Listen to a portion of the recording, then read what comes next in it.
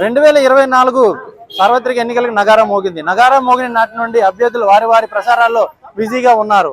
అనూహ్య పరిణామాల మధ్యన తెలుగుదేశం అభ్యర్థి అయినటువంటి మామిడి గోవిందరావుకు ఎన్డీఏ కూటమి అభ్యర్థిగా పాతపట్నం నియోజకవర్గంలో సీట్ అయితే దక్కింది. దక్కిన నాటి నుండి కూడాను తనదైన శైలిలోని సాంకేతిక మాధ్యమాలను నమ్ముకోకుండా తానే స్వయంగా ప్రజల మధ్యకు వెళ్లి ప్రచారం చేస్తూ ఆ నియోజకవర్గానికి కావాల్సినటువంటి అభివృద్ధి ఏమిటి, వారికి కావాల్సినటువంటి అవసరాలు ఏ విధంగా తీర్చాలనేది మాత్రం ప్రజల వద్దకు వెళ్ళి తెలుసుకోవడం అయితే జరిగింది. అయితే ప్రస్తుతం మనం పాతపట్నం నియోజకవర్గంలో ఉన్నాం. ఆ నియోజకవర్గ ప్రజల ఇష్టం ఏంటి, ఎవరైతే ఇక్కడికి అభివృద్ధి అనేది బాగుంటది అనేది మాత్రం వారి మాటలో తెలుసుకుందాం.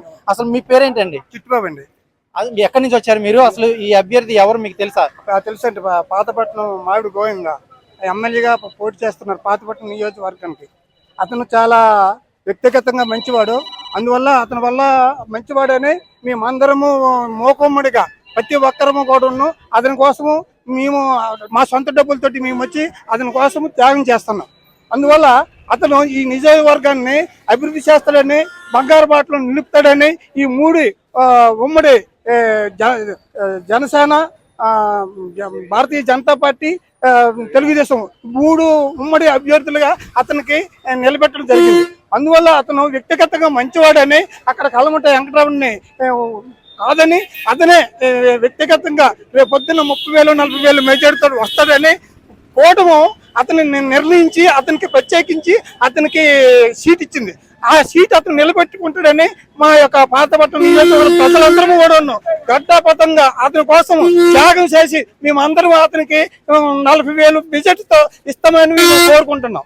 చూసుకున్నట్లయితే కనుక పాతపట్నం నియోజకవర్గంలో అభ్యర్థి ఎవరు, అసలు ఏ పార్టీకి చెందినవారు? మేము ఎలంపేట మండలం నుండి వచ్చాము. నా పేరు రామారావు. గోవిందరావు గారికి అధిష్టానం టికెట్ ఇచ్చింది. ఆయన చాలా ఇంతకుముందు కూడా చాలా మంచి కార్యక్రమం చేశారు. ఏ ఊర్లో గుడి కట్టినా ఏది కట్టినా అందరికీ సహకరించారు. ఏమీ ఎమ్మెల్యేగా లేనప్పుడు, ఏది లేనప్పుడే జనాలకి, ప్రజలకి, పేద ప్రజలకి ఎంత సహకరిస్తున్నప్పుడు ఇతను ఎమ్మెల్యేగా గెలిస్తే ఏదైనా చేయగలరని మాలో నమ్మకం ఉండి ఆయనకి మేము ఓట్లు వేయడానికి సిద్ధంగా ఆ పార్టీలకు వెళ్ళాం. చూసుకున్నట్లయితే కనుక ఇక్కడ లోకల్ వాళ్ళే ఉండాలి, నాన్ లోకల్ వద్దని ఒక నినాదం అయితే చేశారు కదా. అసలు లోకల్ ఎవరు, నాన్ లోకల్ ఎవరు? ఆయన లోకలే, ఆయన లోకలే కదండి. వీళ్ళు ఎమ్మెల్యే లోకలే, ఈయన లోకలే కదా. అందరూ లోకలే. ఈయన మధ్యతర కుటుంబం నుండి వచ్చినారు కదా. ఇప్పుడు ఆయన ప్రజలు మాట్లాడుకున్న మాటలు ఇంకో రకంగా ఉన్నాయి. ఈయన ఏమన్నా, నేను మధ్యతరతో ఇంతకు ముందు 7 సంవత్సరాల నుండి ఎక్కడ ఏ ఒక్క కార్యక్రమాలు కానీ, గుడ్లకి కానీ, ఏనికి కానీ, చిన్న చిన్న పేదవాళ్ళకి కానీ అందరికీ సహకరించడం చూసాం. హాస్పిటల్ తరఫున అన్నిట్లో ఆయన సహకరించారు అందరికీ. ఇతను ఏమీ ఎమ్మెల్యేగా లేనప్పుడే ఎంత సహకరిస్తారంటే ఎమ్మెల్యేగా గెలిచిన తర్వాత ప్రజలకి మంచి పనులు చేస్తారని మాకు నమ్మకం ఉంది. ఆయనకి మేము సపోర్ట్ చేస్తాం. ఆయనకి మంచి మెజార్టీతో గెలిపిస్తాం. సామాన్యుడిగా ఉన్నప్పుడు ఆయన చేసినటువంటి మంచి పనులు, సేవా గుణం చూసి అయితే ఇక్కడ అభ్యర్థిని అయితే తెలుగుదేశం పార్టీ ప్రకటించినప్పటి నుంచి కూడాను ఆ అభ్యర్థికి వీరందరూ అయితే మద్దతు అయితే తెలియజేయడం జరుగుతుంది. అయితే సామాన్యుడిగా ఉన్నటువంటి మామిడి గోవిందరావు చేసినటువంటి సేవా కార్యక్రమాలను చూసి మీరు ఇక్కడ ఆయనకి సపోర్ట్ చేస్తున్నారా, లేకపోతే తెలుగుదేశం పార్టీ ఉమ్మడి కూటమి ఏదైతే అభ్యర్థిని ఖరారు చేసిందో ఆ కూటమి ఖరారు చేసినందుకు మీరందరూ కూడా అభ్యర్థికి సపోర్ట్ చేస్తున్నారు? మొట్టమొదటిగా చెప్పాలంటే ఆయన వ్యక్తిగతంగా చాలా మంచివారు. చాలా ఊర్లు గుడ్లకు కానీ, లేదంటే పేద విద్యార్థులకి చదివించడం కానీ, ఎవరికి ఆపదున్నా సరే ఆదుకోవడం కానీ చేశారు. దానితోడు మేము అనుకున్నట్లే, అంటే జనసేన పార్టీగా మా చైతన్య గారి నాయకత్వంలో మేము అనుకున్నట్లు ఆయనకి టికెట్ రావడం కూడా, అంటే మేము టికెట్ కోసం చాలా ప్రయత్నించాము.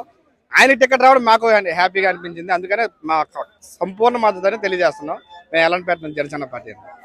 ప్రస్తుత నియోజకవర్గంలోని ఉన్నటువంటి సమస్యల మీద గోవిందరావు ఎలా స్పందించారు, అసలు ఎటువంటి అభివృద్ధి ఈ నియోజకవర్గానికి చేస్తానని ప్రజలందరూ కూడా మాట ఇవ్వడం జరిగింది?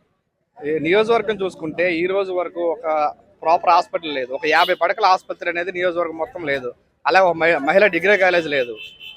ఇక చాలా ఏరియాలకి తాగునీరు లేదు. మా ఎలంపేట చూసుకుంటే తాగునీరు అనేది చాలా పెద్ద సమస్య. పక్కనే వంశధార అనేది ఉన్నప్పటికీ కూడా తాగునీరు అనేది చాలా లేకుండా వెళ్ళిపోయింది. సో ఇవన్నిటినీ ఆయన వచ్చి పరిస్థితి, ఇంతకు ముందు చాలా మంది ఎమ్మెల్యేలు వచ్చారు. ఇప్పుడున్న సిట్టింగ్ ఎమ్మెల్యే కూడా మాట అయితే ఇచ్చారు, నిర్వాసితులకు కూడా మాట ఇచ్చారు.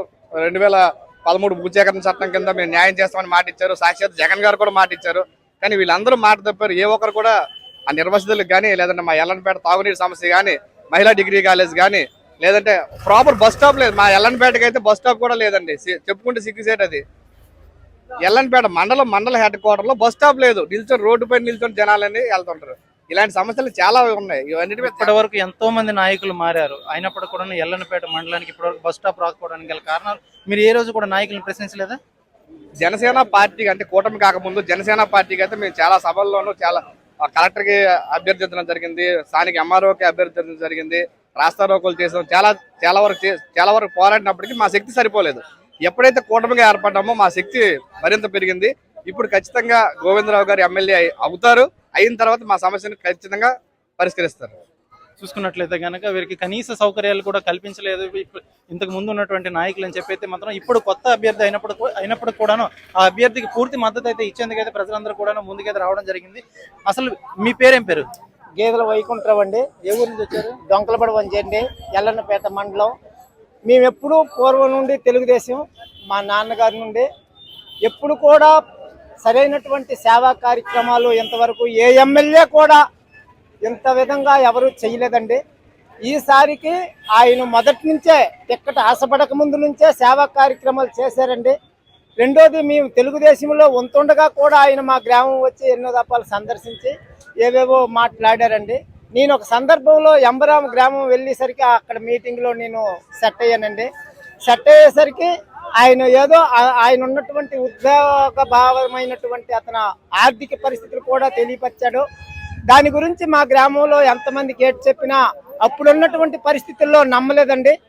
ఇప్పుడు పరిస్థితుల్లో మా గ్రామస్తులు కూడా ఆకర్షితులై మా వెనక ప్రజలు 50 మంది వచ్చి మద్దతు తెలుపుతారండి. దీని గురించి అయితే ఆయన మెజార్టీకి మేము ఈసారి అంచనాలు కట్టలేమండి. ఇది ఉన్నమాట. ఇంతకాలం టీడీపీలోని మీరు ఎంతో మంది నాయకులను చూశారు కదా, ఆ నాయకులు చెయ్యనిది ఏంటి, ఈ నాయకుడు చేస్తాడని భరోసా ఏంటి? ఇంతవరకు కొన్ని కార్యక్రమాలు చేయనటువంటివి చాలా ఉన్నాయండి. అదే మా గ్రామంలోనైతే డ్రైనేజీ కాలేదండి. మరి ఆ తర్వాత కొంచెం రోడ్డు ప్రాబ్లం కూడా ఉందండి. గతసారి ఎంపీ గారి దయ వల్ల కొన్ని రోడ్లు ప్రాబ్లంలు వదిలించినామండి. ఈసారి కూడా వీళ్ళందరూ వ్యక్తిత్వం కాదని మాకు ఎంపీ మీద చాలా నమ్మకం అండి. మొదటి నుండి రామ్మోహన్ నాయుడు మీద, ఆయన మీద నమ్మకం ఉంటూ ఆయన మీద ఆధారపడే ఈవేళ మేము ఈ ఎమ్మెల్యే కూడా సపోర్ట్ చేస్తున్నామండి. కంపల్సరిగా ఈసారి ఈ గోవిందరావు అనే వ్యక్తి గెలుస్తాడండి. ఎంత మెజార్టీ అనేది మేము చెప్పలేమండి. ఇది పరిస్థితి అండి. చూసుకున్నట్లయితే కనుక పాదపట్నం నియోజకవర్గంలోని నాయకులు మారినప్పుడు కూడాను వీళ్ళ తలరాతలు అయితే మాత్రం ఇప్పటి వరకు మారలేదు.